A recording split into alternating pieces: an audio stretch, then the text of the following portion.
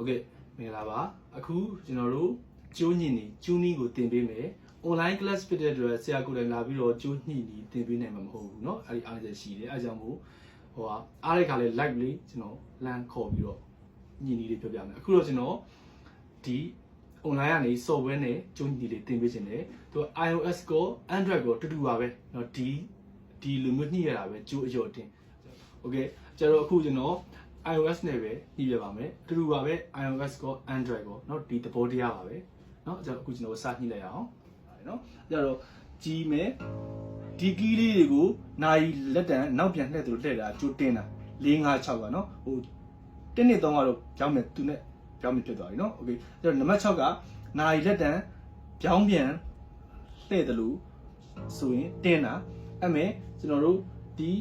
tuning software ကို auto လေးဟိုးအပေါ်မှာပါတယ် auto လေးကျွန်တော်တို့ဖွင့်ပေးထားဖို့လိုတယ်အဲ့ဒါမှသူကအတန်လေးတွေလိုက်ဖမ်းပါ Okay ကျွန်တော်တို့အခု two shot ညှိကြည့်အောင်နံပါတ်6ရဲ့အတန်ဒီ E တန်ဖြစ်တယ်ဟုတ်တယ်เนาะကျွန်တော်ဟိုအစာလုံးလေးကပြောထား E တန်ကြောင်းကျွန်တော်တို့စစ်နေအခုဟိုဘက် minus 58ဖြစ်တယ်เนาะအဲ့တော်တော်ကြီးရော့နေတင်းမယ်ဟောသူ38 31ဟော11 10 7တုံးစအတန်လေးမြည်လာလိမ့်မယ်ဒါဆို E တန်ကြောက်သွားပြီနံပါတ်5ချိုးသွားမယ်နံပါတ်5ချိုးရဲ့အတန်ဒီ A တန်ဖြစ်တယ်ကြာလို့ဒါဒီ23 22တော်ကြီးကိုနေနေတယ်ဟုတ်ကဲ့အမေလာပြီးချောင်းလေးရ7 6 5 4 3 2နှစ်ခုညီသွားပြီနံပါတ်4ချိုးဒီတန်ဖြစ်တယ်ဒီနိုင်ပြီးလာပြီ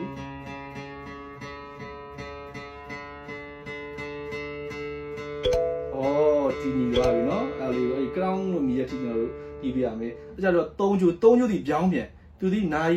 ဟိုလက်တန်လှည့်တယ်လို့လဲမှာတင်းတာနိုင်လက်နဲ့နောက်ပြန်လှည့်တယ်လို့လဲရင် short ဖြစ်သွားပြီသူပြောင်းပြန်ဖြစ်သွားပြီเนาะအဲ့အကြောင်း3ချိုးရဲ့ G တန်ဖြစ်တယ်ဒီမှာလည်းရော့နေတာ16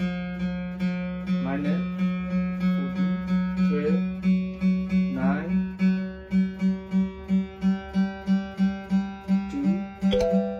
2ညီသွားပါပြီနံပါတ်2ကျိုးဒီ B တန်ဖြစ်တယ်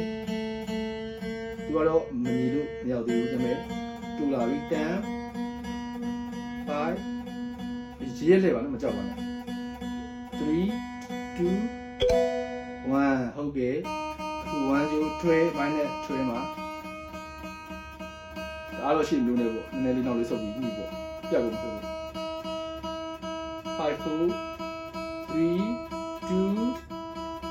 1ဒါဆိုရင်အားလုံးညီသွားပါပြီအားလုံးညီရင်တစ်ခေါက်ပြန်ပြီးတော့စစ်ပေးပါ6ကနေစစ်ပေးပါ6ပြန်ပြီးတော့မြင်တော့ကျိုးအားလုံးဆွဲရဆိုလည်းလည်းပြန်ရော့သွားတာ6 minus 4ပြီးတော့နည်းနည်းရော့သွားရင်နော်